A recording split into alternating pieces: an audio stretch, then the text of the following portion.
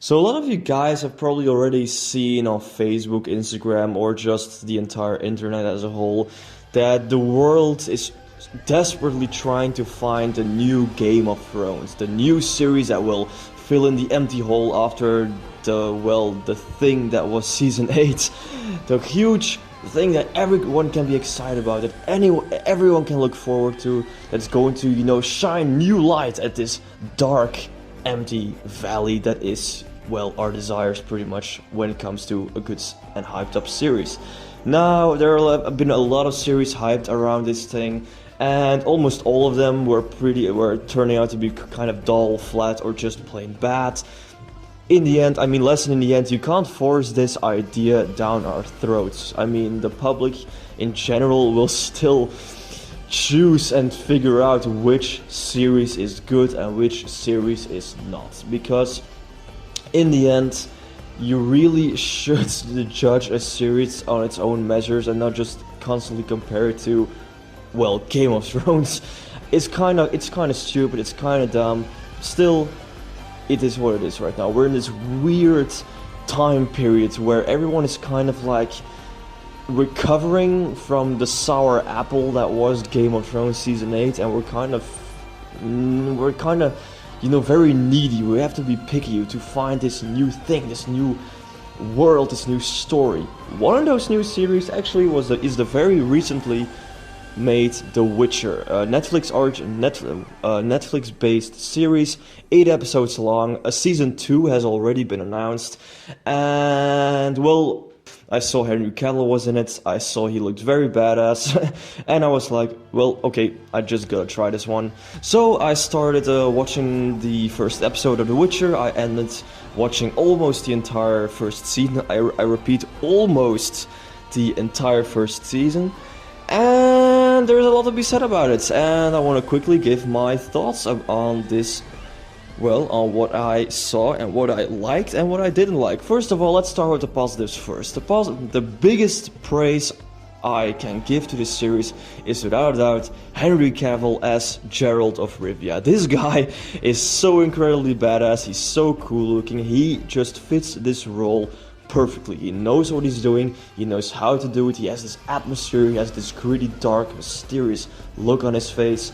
And in the fight scenes, holy shit, the fight scenes, he pulls them off so well. Every hand-to-hand combat scene in this series is very entertainingly, but not just entertainingly, but also very impressively and and with so much energy. You really are into it. It's very impressive to watch. It's very cool. Also, every time Geralt of Rivia encounters a beast or a monster that he has to fight, it's very entertaining, it's very cool, it's very exciting, and that's without a doubt the best thing this series, at least this first season, had to offer. It's the fight scenes with Geralt and the monsters. Also, Geralt's storyline is without a doubt the most enjoying one, if you ask me. He has this sidekick, which really is just Shrek and Donkey, if you ask me, but still, he has this sidekick. He started out quite annoying, but he did grow on me, as I think he has done with a lot of viewers. He kind of starts out annoying, but he starts to become more funny and more, I don't know, just a better character overall. That storyline, without a doubt, is the best one. And the music is also pretty good. The music really sets the tone very well. The world is grand, it's huge, it's interesting. It's interesting. The best thing I can say about the world as of far is that it's interesting. It's something else. It's not quite the same as all the other fantasy worlds and the lores that we know. So I was fascinated. I was interested, and I was like, okay, I want to see where this goes. And very quickly, early on, in the very first episode, I was encountered by a drastic imperative fault. And I was hoping that this would not continue, but it appeared to be continuing throughout pretty much the entire season. And that is the storytelling. The storytelling in The Witcher is pretty bad, if you ask me, and I'm very sorry to say this, but let me rephrase this. Personally, I have never read the books, I've never played the games. I went into this series completely blind. I did know nothing. I knew some character names. I knew the names Jennifer or Yennefer or whatever you pronounce it, Geralt of Rivia. I knew Ciri. I knew Triss. I knew all those names, but that was it. For the rest, I knew nothing. I knew nothing. And a good film and a good series and a good book, if it's an adaptation of something, you always have to be sure, or you have to make sure that the way you're going to adapt this story into a new form, that the people who are going to experience your adaptation, you have to make sure that you treat them as if they also know nothing. You have to start from scratch. You have to build a basis on which you can build and expand and build and grow and everything like that. That is how you build a world the right way, in my opinion. The makers of this show really come out as if they were like, okay, everyone is going to watch this series, has already read the books, has already read the games, they know what it's about. And they treat the audience in that exact way. From the very first episode, characters are shooting around motivations. They're just shouting around names of cities, of people, of animals, of laws, or of cultures, everything. And I was just wondering, like, what the hell is going on? I couldn't follow for a second. And that's not everything. They are just sprouting about these names, these armies, these battles, these conflicts. I mean, already in the very first episode, I kind of like halfway the first episode, there was this huge battle that just erupts out of nowhere. And people are dying and characters are dying that were kind of very shortly set up and built up in the beginning of the first episode, and they just die. And the whole scene was very dramatic with this dramatic music, and people were crying, and it was very dramatic. And I was just sitting there like, dude, I don't know these people, I don't know what's going on, why should I care? And this would be fine, but it really was portrayed as something that was meant to be emotional, that was meant to be dramatic, that was meant to make you care. But you don't, because you don't know these people, you don't know what's happening, you don't know anything. And that, without a doubt, is the biggest fault of this whole season. They rely on knowledge that you normally shouldn't have.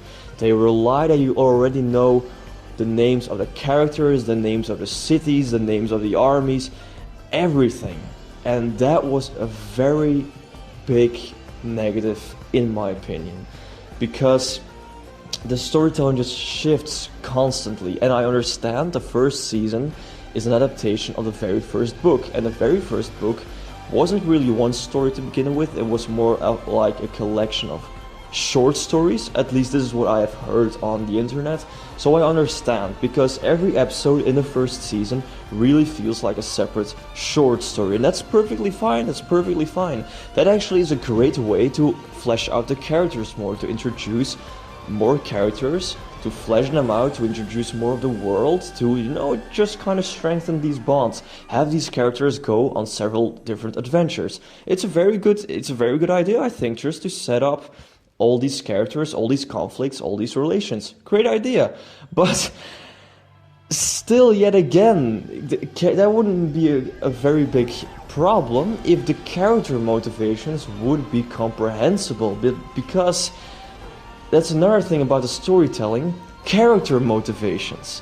Guys, I couldn't understand a thing these characters were doing, why they were doing it, why they were saying what they were saying. I mean, in the second episode, a new storyline is introduced, that one of Yennefer.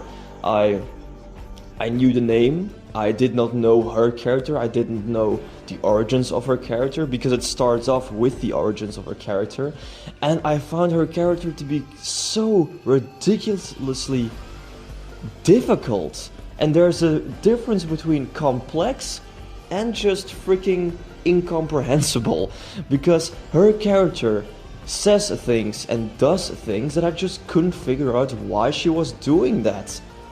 She just says something to another character, and I was like, why? She does a certain thing, I was like, why? She makes a decision, I was like, why? And if you're constantly asking yourself these questions throughout the entire season, then at a certain point you gotta wonder, maybe the fault doesn't lie with me, but just with the way this story is told. And that's very shamefully, I think, is the biggest negative of this whole first season of The Witcher. And it's not a small nitpicking point, it's very freaking bad if your whole season can only rely on a single character, that one of Geralt, and his badassery and his badass fighting scenes. Because, in all honesty, there aren't that many fight scenes with Geralt and monsters to begin with. I mean, there are a couple, but they're very minimal, and that's okay. I know that you don't want to, blow everything or just show everything right away, because you have to build up tension, you have to, kind of keep up the hype, you have to build certain things up. I totally get it. But if your other characters and your other storylines are so difficult and so just incomprehensible, I was just sitting there constantly wondering, where's Geralt? Where's another monster for Geralt to fight? At a certain point, let's say around episode 4, I was like constantly asking myself, dude, give me Geralt, give me Geralt and a monster for him to fight, because those scenes are very entertaining, they're very cool. And I don't want to sound like a stupid boy who only wants to see cool fight scenes and explosions and blah blah blah blah blah, because that's not only what I want. I mean, it has to have depth, it has to have meaning. These fight scenes with Geralt and the monsters, at least they give you an enjoyable, entertaining watch, because all the rest, and I do mean all the rest, I just couldn't figure out what was happening, why characters make certain decisions, why they do what they do, why they say what they say. I just couldn't figure it out. Then again, let me rephrase, this is all my personal opinion. If you don't see it this way, that's perfectly fine. You can have fun with it. I'm not gonna blame you. If you have fun with this first season, good on you. I hope you have a good time. And I'm sure all the people who have either read the books and or played the games, they're probably thinking that this series is great. It's awesome.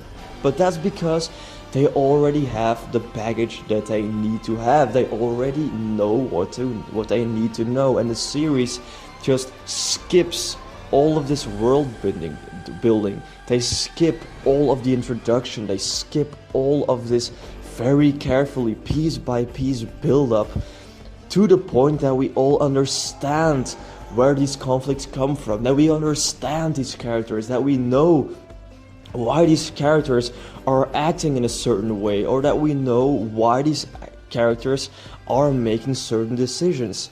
That's how you build up a story as big as this one, as it should have been done. But it's not.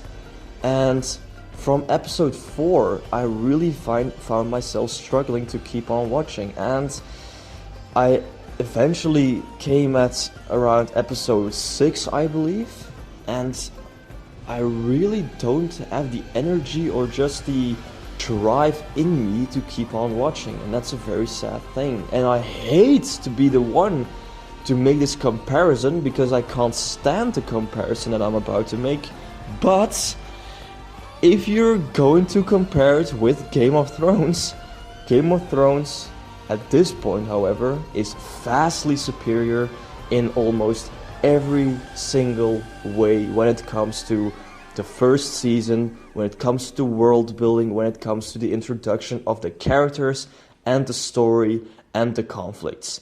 Yes, The Witcher has better production design, it has a larger budget, it has more impressive visuals and fight scenes than the first season of Game of Thrones had, and that's a plus, but that's only such a small plus that you can give. The rest, apart from Henry Cavill's good performance and okay performances, if you just view at all the characters, that's not going to save your very crappy storytelling, if you ask me. So guys, yeah, personally, I bet a lot of you have already seen The Witcher, but I was personally, I don't know, personally because I'm such a fantasy fan, as of course such a big Game of Thrones fan, and I just wanted to know what all the fuss was about. I was hoping that this could be the new fantasy or just a new story and series that I could invest myself in. But from the way things are now, from the way this first season has been done, I think chances that I will continue to watch this story is very, very minimal. And I'm pretty sad to say that because I really love the concept. I really like Henry Cavill in this role. There are some very entertaining moments, very cool looking moments, but that's about it. And yeah, I'm very sad. I'm very sad to say that. Alright guys, that was my appreciation, kind of, well, sort of my thoughts on The Witcher. Before I finish this video, I quickly want to say that I'm currently working on a new project in terms to writing. A couple of months ago, I think, I've released a very short teaser trailer of my next project called A Legend's Tale. If you haven't watched the teaser trailer, I suggest you watch it. I'm still currently in full process of writing it, of course. College exams are coming up. It's very busy right now, but I'm doing as good as the work I can because I've already started writing on it a while ago. But I really want to do my best to give you guys as good of a product as I can. The few information I can give you guys right now is it's going to be around 5 seasons that I will be making, and it's not a rewrite, it's not a fan fiction, it's a completely improvised, made up story of myself. So I'm very proud of it. I'm very proud of this, and I just want to show it to you guys in the best finished way as possible. So hopefully I can make you guys excited about it. I will do some more videos in the future around A Legend's Tale, but so far I can only say that I'm just giving myself 100% into writing it and to writing the story as best as I can. So hopefully you can have a great time when it comes out finally. Alright, so this was Insta guys, and see you later.